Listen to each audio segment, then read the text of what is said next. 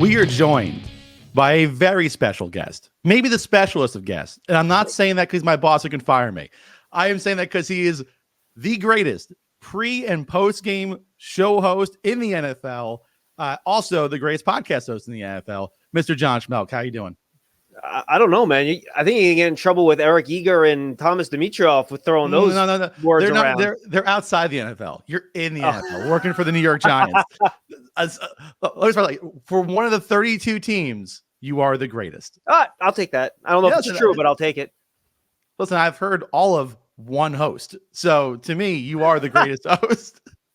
Yeah, I'm surprisingly not out here grinding Jaguars pregame tape over here, listening to their broadcast team. So I have no idea. You aren't pounding Tampa Bay Buck podcasts? No, you're not doing that? No, unfortunately not.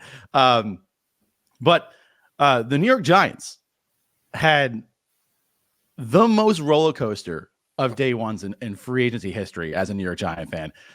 You're in the building, but you also, a lot of us are also Giant fans, so I'm sure you're getting texted throughout the day.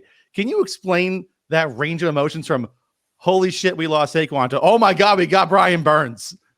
Yeah, there was a window in there from when the reports were that Saquon and Xavier McKinney had signed elsewhere before the Brian Burns trade came down. I think it was about a 3-hour window, if I'm not mistaken, where I was sitting there and I'm like, boy, I really don't want to go host Big Blue Kickoff Live, which is our Giants podcast, by the way. People go check it out.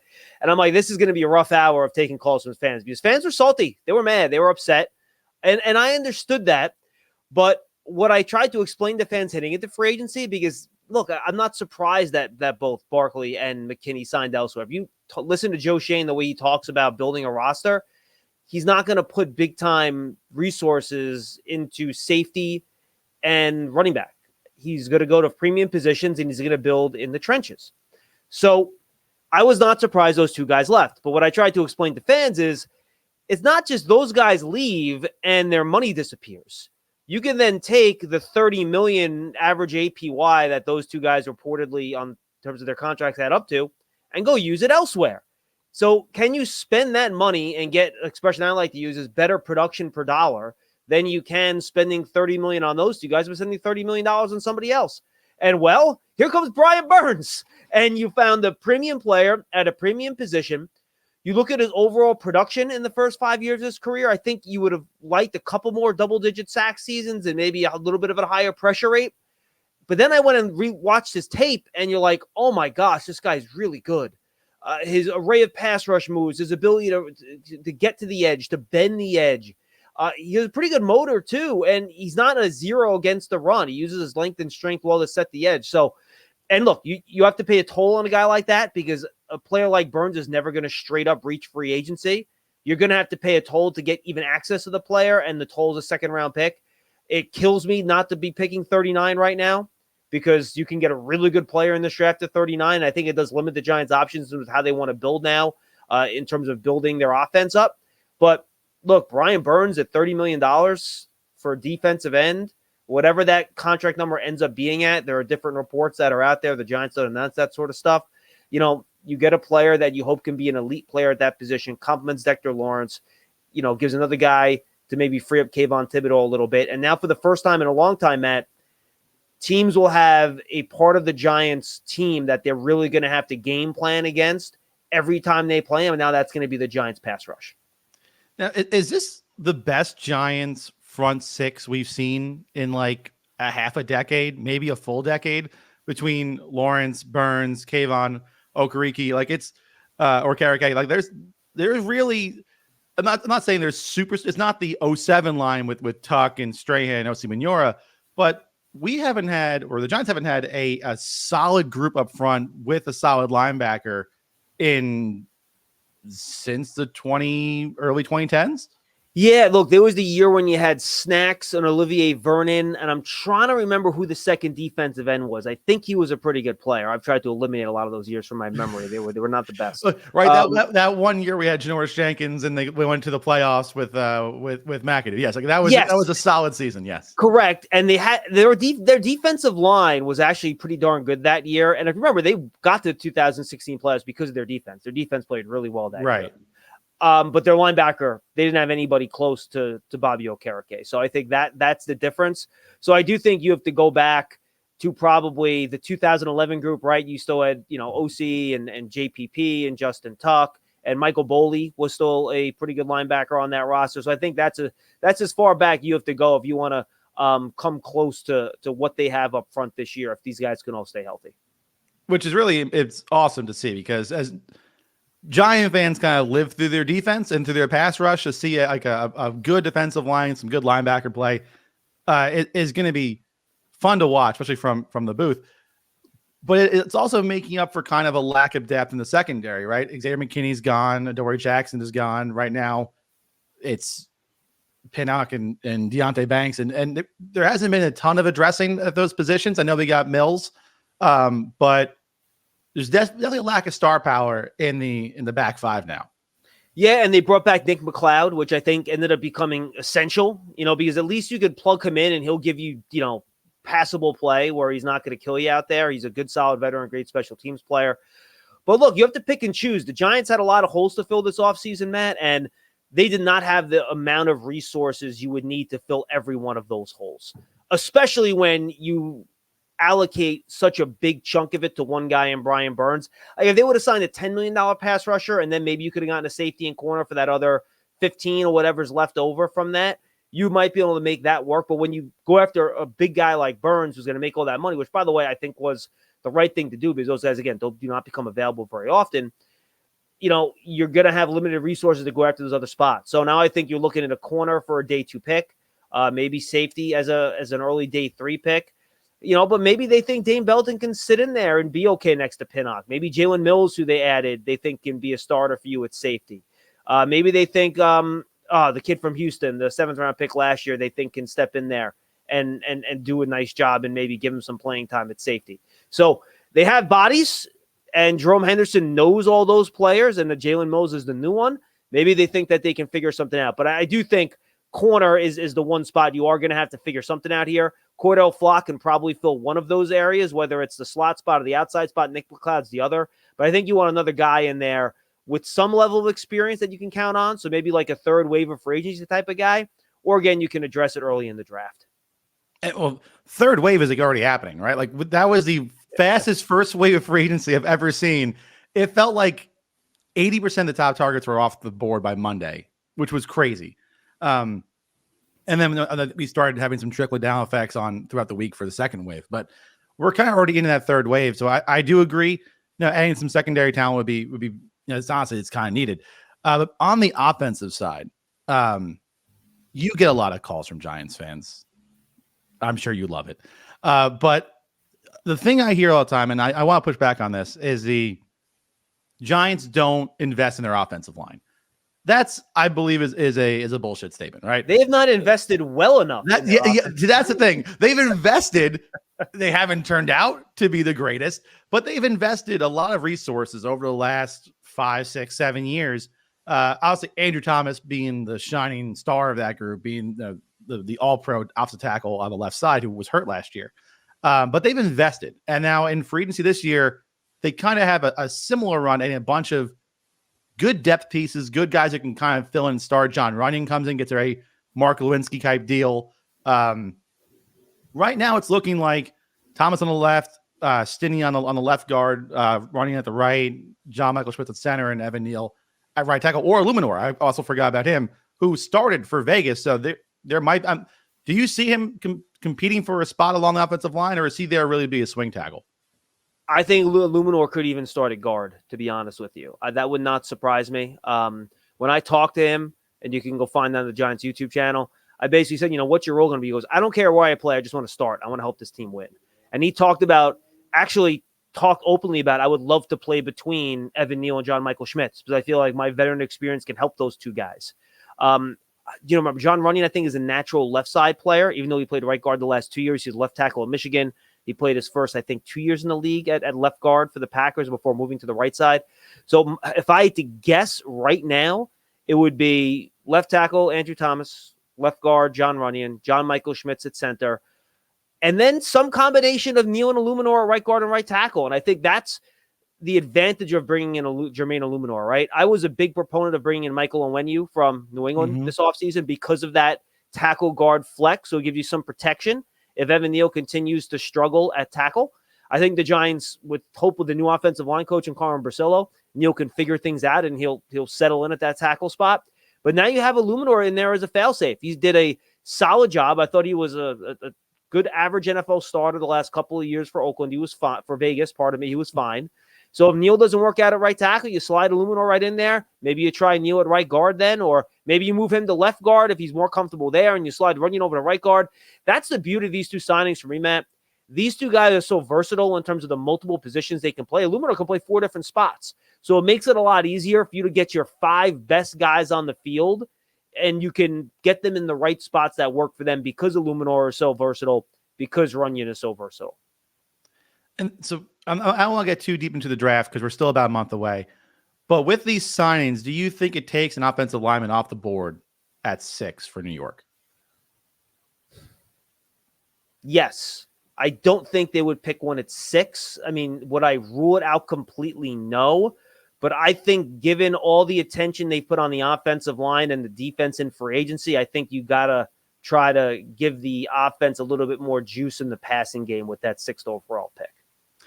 Well, there's going to be plenty of juice there because there seems like after all these movements with the Vikings going all in on J.J. McCarthy, I'm calling it now. It's happening at 3.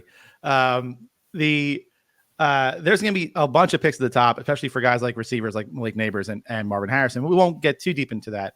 But looking at the Giants' skill players right now, where we stand, the Giants' receiving core is full of pretty solid kids who we hope can become good, like Wanda Robinson had a very good season last year. Jalen Hyatt's come into his own. Darius Slayton, the most consistent New York Giants wide receiver since Amari Toomer, it seems like.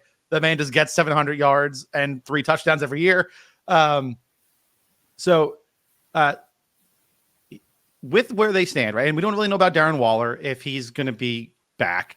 They add a lot of secondary tight ends.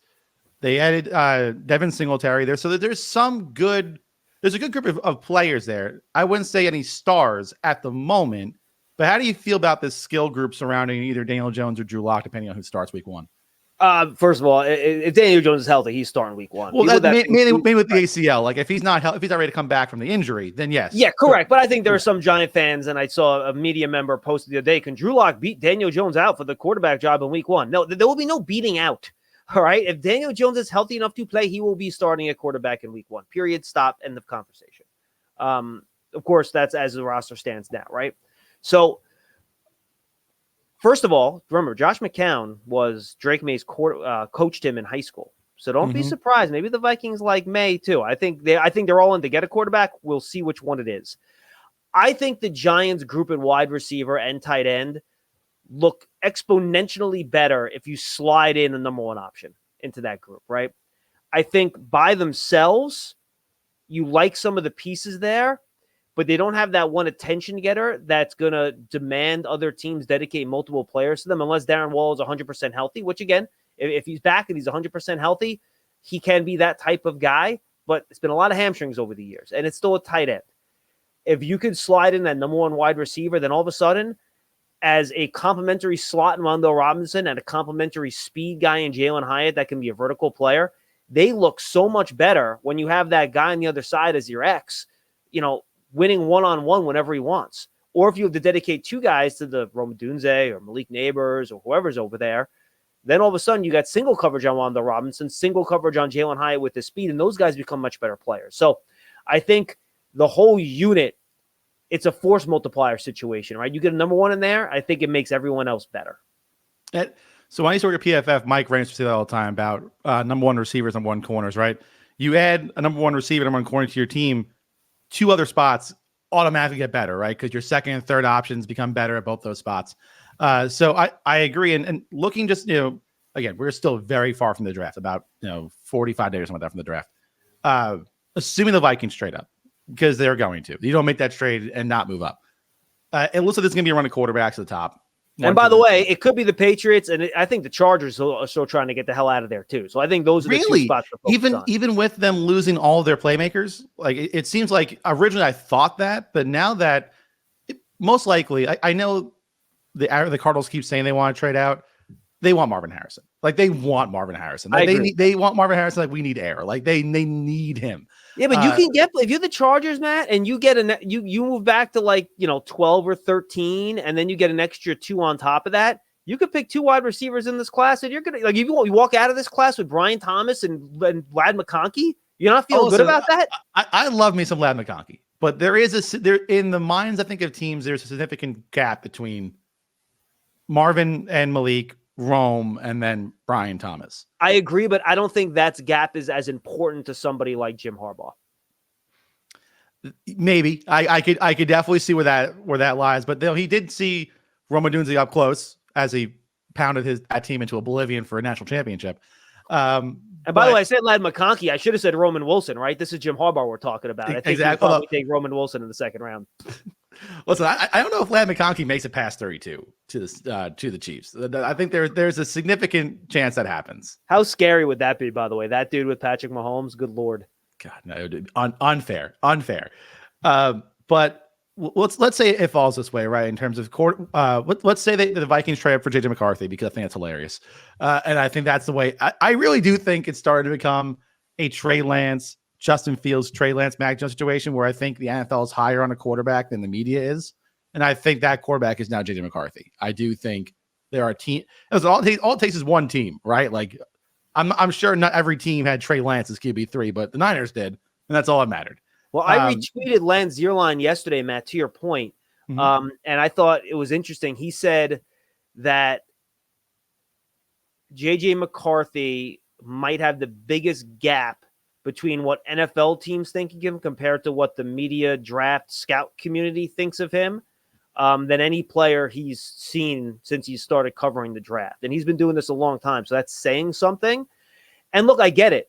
Like his point is that, GMC, based on the pre-snap look, he's looking in the right spot and his eyes get to the right place right away. And look, I study, I know my stuff. I'm not a quarterback. Like I can't look at a pre-snap look and figure out what the play is and know where the quarterback's supposed to look first. Like that's not something I'm capable of doing, but GMs are, right? So maybe that's what they're seeing that the rest of us aren't. But yes, I think to your point, there is a big difference there. Yeah. Listen, I am also not a quarterback. But as someone who's grew up in a Michigan family, watching McCarthy throw a 10-yard out I would be visibly sick and nervous because of just I'm not sure how much you watched of his tape towards the end. JJ is as tough as they get, but some of those deep outs, you're like, oh my God, please make that. Please get to the receiver before the corner does. I'm through. I think I've watched every one of his snaps for the first 7 or 8 games. I'm about to get to the point where Michigan decided we're just going to run the ball a bajillion times a game. That was fun. Yeah. That's about where I'm at into this tape. I'm going to try to finish this tape this week. And I know a lot of Giants fans are clamoring for new quarterback. We don't really get into that because it is what it is. But the Giants fans claiming for JJ McCarthy, I don't think Daniel Jones and JJ McCarthy are that far apart in terms of like tier. Play style, yes, different. But like how good they're going to end up being, like I don't think JJ McCarthy is a bad quarterback at all. I do think he's a solid quarterback. I agree. I just think Drake May's better. I agree. But I think Daniel Jones and JJ McCarthy are around the same, which is why, I don't run the Giants. If I did, my paycheck would be way too small. I would prefer to have Daniel Jones out there running it back than JJ. But let's say it rolls out this way, right? 1 through 3, the quarterbacks go off the board. JJ's a third quarterback. Marvin goes 4 to Arizona, and then 5. Let's say Malik Neighbors to replace. The Chargers can't go out there with Quentin Johnson as receiver 1 with Justin Herbert. That's just not fair, right? So let's say Malik Neighbors is the pick at 5, and now the Giants are sitting there with Drake May and Rome Odunze. That's a possibility. And I think, and also Joe Alt, but like we kind of spoke about, I think there's in this situation, I don't think there's any chance to take Joe Alt. I think it's going to be the quarterback or the receiver. And then it just comes down to who Joe Shane likes the most, which you've done some tape work. What's your feeling on the scenario? You don't have to give your opinion on the players because I don't want, you still have a lot of draft content you got to make for the next 45 days. I'm a Neighbors guy over an Odunze guy myself. And I was basically what I'm doing. I'm trying to find where Daniel Jeremiah had Daniel Jones ranked right before the draft. But whatever happened to NFL.com, the top 100 list is not coming out very clearly here. So, oh yeah, if you try to go back to their old stuff, it comes up in like this weird, like the format's all gone. Oh yeah, the format's completely shot. I can't find yeah. Daniel Jones here, to be honest with you. But the John, point I was going to try to make is they can't afford studio shows. They can't afford formatting. There's no money left there. My guess is that Jones and McCarthy are probably relatively close in terms of where they are on this big board. I was trying to prove your point for you, but the formatting was all messed up. I couldn't find it. Well, because anyway, we can't find it, let's just say Daniel Jeremiah agrees with me and therefore backs up the statement. I was trying to find it for you. I was trying to help. But I will try to find that later in the week now, because now I'm curious. I'm more of a Neighbors guy than a Dunze guy myself. I want the guy that separates, is a little more explosive with the ball in his hands. Quick, easy completions. He can turn, the old Odell Beckham against the Ravens. You can get that 10-yard slant turned into an 80-yard running catch for a touchdown. But I have trouble sometimes with the bigger guys that don't separate as well. I have trouble figuring out which one of those guys is going to translate and which ones don't. But the more I watch Odunze, I think there is a lot to his game. He's so well-rounded. He's a good route runner. Even he separates enough. He's so good with the ball in the air with his body control. He makes tough catches look easy. So I would be fine with either guy. I think they're both wonderful. But and I think my guess is that Neighbors seems to be more of the Shane and Dable type. Both guys, when you ask them what's the most important thing about wide receiver play, their first answer, and it's a quick one, is always separation. And if that's your number one trait that you're looking for, I don't see how you could take Odunze over Neighbors. But I do think, and this is my caveat, in terms of the receiver group, in terms of body type and skill sets, I think Odunze probably does fit with the current group better in terms of what he can do. So that's what I think the interesting part of the two sides of the coin are. But honestly, Matt, I don't think you could go wrong with either guy. No, I love Rome. I think I have Rome grade a little bit higher, and just for me.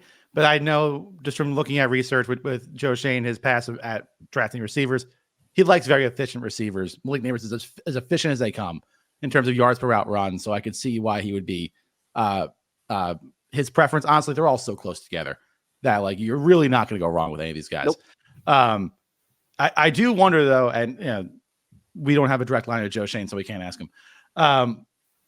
I do think that, yes, I can confirm Joe Shane is not in my living room right now, so I'm not going to ask him that. No, I should have. My dog is, but not Joe. Oh, well, ask the dog. But I do wonder if it gets to that situation in 6, like how happy are the New York Giants? I do think, again, without having any inside information or any inside knowledge, I think they like McCarthy over May, and I think they like Neighbors over Odunze. And if it comes to that 6 and they have to pick between those two, I wonder where their preference is. Do they go with the receiver? Do they go with the quarterback? It's gonna be interesting to see. I don't know where they go with that situation. I don't think it's bad either way. Yeah, I have zero clue of what their quarterback preference is or what their board looks like. And I think which one of those guys is better isn't nearly as important as that. Do you think either one of those guys can become a top 8 quarterback in the NFL, right? And I think, you already have Daniel Jones on the roster. He's a guy with the right situation around him, can be a top 15 quarterback, I think. If you I agree. Good weapons, he can be a top 15 type quarterback, however you want to put him in that group, top 17, whatever, top half of the league. Let me put it that way and be safe. So it's not, to me, it's not worth using, and again, I would talk about this with any quarterback. It's not worth using a top 10 pick on a quarterback unless you think that guy has the chance to be one of these true difference makers in the National Football League, right? That's the question that ultimately has to be answered when you're deciding if you pick a quarterback or if you don't. And if you don't think either one of those two guys, or Jaden Daniels, maybe he falls, who knows? Either one of those 3 guys can be a top 8 quarterback in the league in the same type of category as Justin Herbert and Trevor Lawrence, even though he hasn't played as well as I think a lot of us would like, even Jordan Love with the way he played at the end of last year, peak Dak Prescott, that level of quarterback. If you don't think you can get to that level, and I'm not even talking about the Mahomes and Josh Allen level, right? That's like another tier up. It's not worth picking one at all, in my opinion, right? You want to get the guy that can be the difference maker. So that's what I think is going to determine quarterback or receiver at 6. But look, remember, Joe Shane and Brian Dable both talked multiple times about what Stephon Diggs did for Josh Allen in Buffalo, and I think they learned from that, and I think they know if they could bring in a top receiver to help this offense, the effect it can have not only on the quarterback but on the offense overall is telling. So I think, unless, again, you think one of those guys is going to be that, franchise maker, that's going to make you a contender for 15 years, and that's what it is. It's being a contender for 15 years if you have the right quarterback. That's how important it is. I would be very shocked if they don't pick one of those wide receivers. All right, we'll wrap it up there. But before we go, I just want to say, Joe Schoen has done a masterful job in free agency, and why I think it's so hard for us to pick about who it's going to be at 6 is because he's done a great job of not making it a have-to situation, right? He has covered his base at quarterback. He's covered his base at receiver. He's covered his base at offensive line. It could be anyone, right? You look at some of the other teams in the draft, like the Bears. Right now, if they snap the ball, there's no one to get the ball at quarterback. Like there is some teams that need players, right? Joe Schoen has done a great job where he can now let the board fall to him. He doesn't have to trade away future assets because he needs a player. So he's done a great job. And honestly, it's going to be fun for the next 47 days to play around scenarios because I think they're all win-wins, right? Joe Wall, Rome Odunze, Malik Neighbors, JJ McCarthy, Drake May. These are all great additions to the New York Giants if it happens that way. And even with that said, I like Daniel Jones. I want to see DJ play next year. I think last year was a rough year. We've seen that the Giants could win with Daniel Jones. And even if they do it at the quarterback, why rush him out there? That's not – the Giants have never done that historically, and the best teams don't do that. If you can, let the guy rest and sit and learn behind a more established veteran for a season. Yeah, Matt, look, and I think – did Daniel have a good year last year? No. But remember, he only played in like 5.5 games. He played in 5.5 games, one of which was good against Arizona. So he had 4.5 games that were poor. 3 of which he did not have Andrew Thomas or Saquon Barkley on the field with him, nor did he have his starting center and John Michael Schmitz, a different offensive line combination in every single game. Oh, by the way, he also played the Dallas Cowboys and San Francisco 49ers. And I believe, was he in the Miami Dolphin game? I think he was, right? And the Miami Dolphins during that stretch, right? Mm-hmm. So those are 3 of the best teams in the league without your 2 other best offensive players on the field with him. So there are reasons.